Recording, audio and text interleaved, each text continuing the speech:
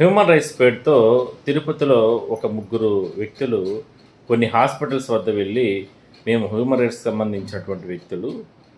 So, మీ hospitals పేషెంట్లు మీరు ఇబ్బందులు పెడుతున్నారు.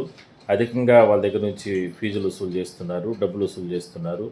ట్రీట్మెంట్ సక్రమంగా లేదు అంటూ కూడా రకరకాలుగా కూడా వాళ్ళు బెదిరిస్తూ ఉన్నారు గత కొద్ది రోజుల నుంచి కూడా. అయితే ఇవాళ తిరుపతిలోని ప్రముఖ హాస్పిటల్ రమాదేవి హాస్పిటల్‌కి సంబంధించి అక్కడ కూడా వెళ్ళి గత 4 రోజుల నుంచి కూడా చాలా రకాలుగా వాళ్ళని వేధింపులకు గురి చేయడం జరిగింది.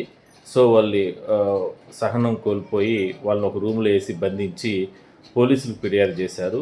మొత్తం రూ. 10,00,000 ఇవ్వాలంటూ కూడా, అంటే తొలి దశలో రూ.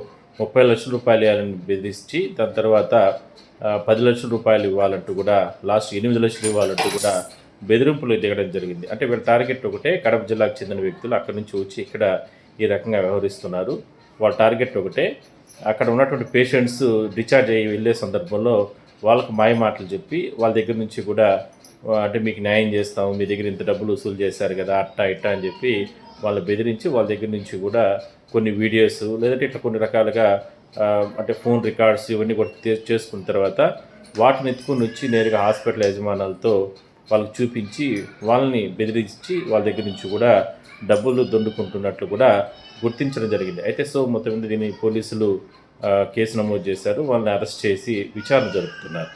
సో, ఇలాంటి వారితో మాత్రం హాస్పిటల్కి సంబంధించిన యాజమాన్యాలు తస్మాత్ జాగ్రత్తగా ఉండాల్సిన అవసరం అయితే ఉంది.